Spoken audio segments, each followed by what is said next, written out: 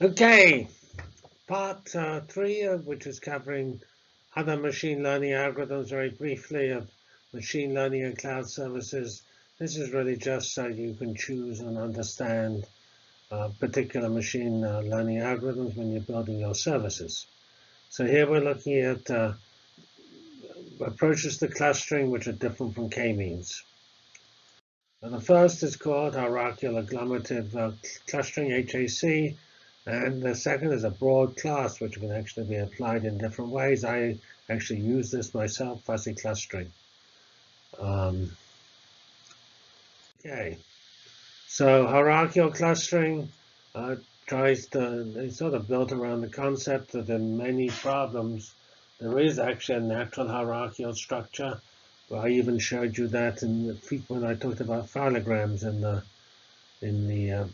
first unit of this of machine learning, which were connected to these natural trees you get, which are sort of one-dimensional clusters. You can see everything under crustacean forms a cluster, and the crustacean and insects are slightly, at least in this particular picture, are sort of near each other and so on.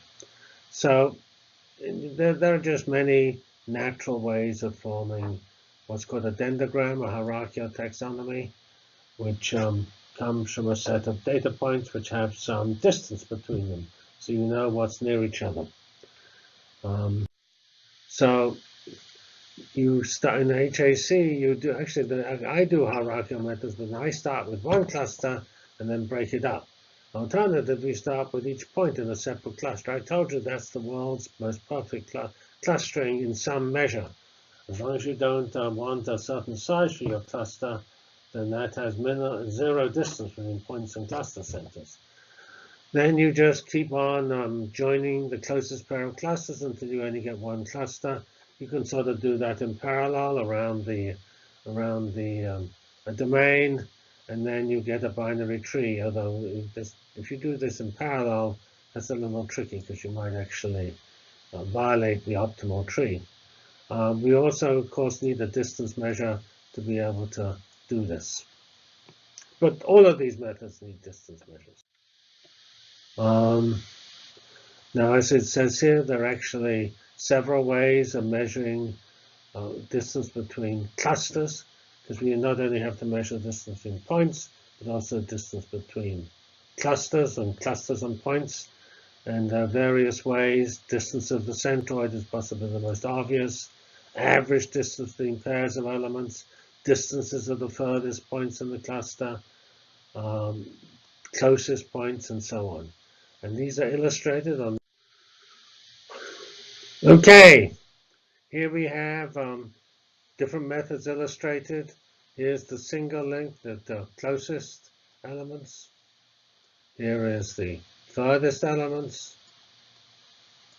Here is the average length between them, two clusters. Here we have the distance between the centroids. Choose the two clusters that minimize that. In Ward's method, there's a little more subtle but quite natural. Namely, what you do is you look at the overall objective function, which you have to define in some fashion, which may or may not be the same in each case. And you ask which method, by looking at the distances of the points from the old centers and the new centers, which method minimizes the objective function in the best possible fashion. So you join the two clusters, which minimizes the function to the greatest extent. And here is a Wikipedia article that discusses that.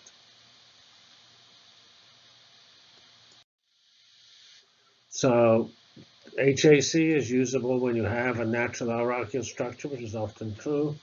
You have to be able to find distances between points, and also natural distances between clusters and points, and it's used in all the standard applications, and it's also used in some of these other more applied areas, such as topic modeling, when you're looking at different documents or looking at different speech patterns, where you have such a hierarchical structure.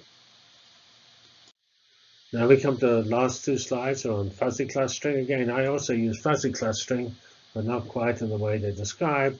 But as described here, it's just a general concept that suppose we have, here's hard clustering. All these points are in cluster 1, all these points are in cluster 2. Here's fuzzy clustering. These 3 points here are in both. Now in k-means, you will actually assign them to one. You will assign each of those 3 points to one of the 2 clusters, depending on which center the points is nearest. In fuzzy clustering, you will give each of those points a weight to be in cluster 1 and a weight to be in cluster 2, and you will choose W1 and W2 maybe depending on the distances. So if the distances are equal, W1 equals W2. There's a half, they're equally shared. If the one is nearer one of the centers, maybe W1 is greater than W2. And you can get some relatively obvious formulae for defining those weights. And here we have these weights. And you use those weights in actually calculating new centers. You don't just calculate the centroid as the sum of all the points belonging to it. You take that sum, but you weight them by the probability that the point belongs to a particular cluster. And you have to have some algorithm, which again depends on the fuzzy clustering approach. But as I said, you can do it sort of mathematically just in terms of distances from points to cluster centers. And that's probably what is usually done in practice.